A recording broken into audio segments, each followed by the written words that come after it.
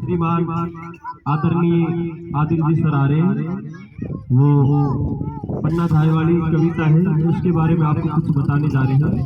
तो सभी बच्चे शांति बनाए रखें और कृपया करके ध्यान से सुने सबकी बात, और उन बातों को फिर अपने जीवन में ग्रहण भी करना है।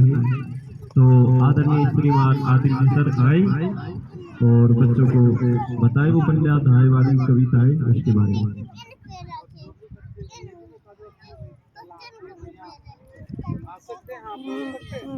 धन्यवाद प्रमोद जी। पिछले गणतंत्र दिवस यानी 26 जनवरी से ही हमारे प्रिय साथी शिक्षक पांचूराम जी आपको दो कविताएं प्रतिदिन सुनाते आ रहे हैं। एक कविता का शीर्षक है वो मेवाड़ी सरदार कट्ठे। दूसरी जो कविता है उसका शीर्षक है अरे रे रे पन्ना। पन्ना धाई के बारे में कविता है। भारतीय संस्कृति का आधार त्याग और बलिदान रहा है, चाहे वो पुरुषों को त्याग हो चाहे वो महिलाओं को त्याग हो।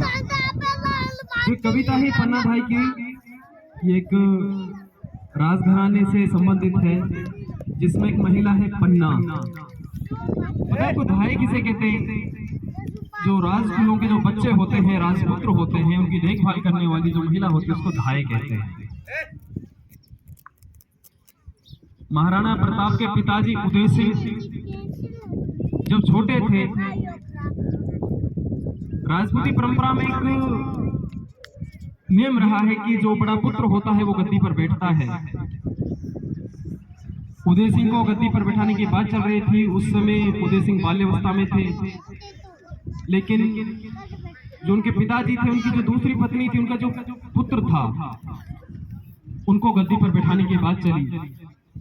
जो इसी बीच राजघराने में एक षड्यंत्र रचा गया, और षड्यंत्र रचा था रणवीर बनवीर था।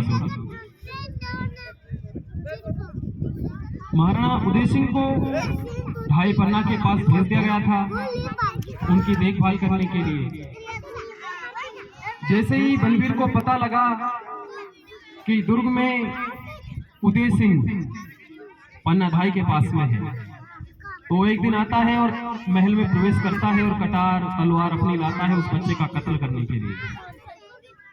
लेकिन वहां पर बहुत ही यशस्वी महिला पन्ने धाई है जो मेवाड़ की बान शान उदय सिंह को बचाने के लिए अपना पुत्र का बलिदान दे देती है।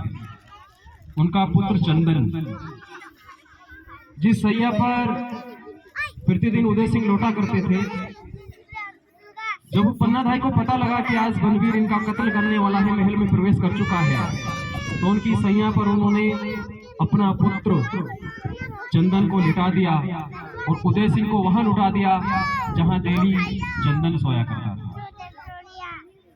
जैसे ही बनवीर आए, उन्होंने चंदन का कत्ल कर दिया उदय सिंह समझ करके, और वहां उसको छोड़ दिया।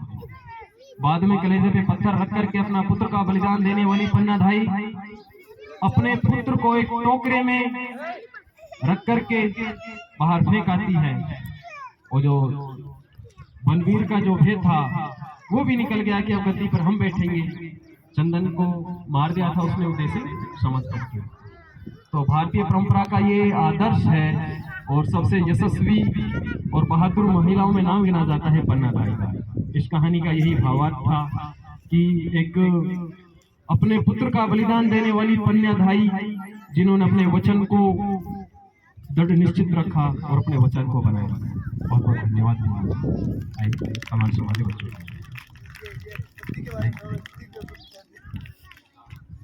हाँ भाई।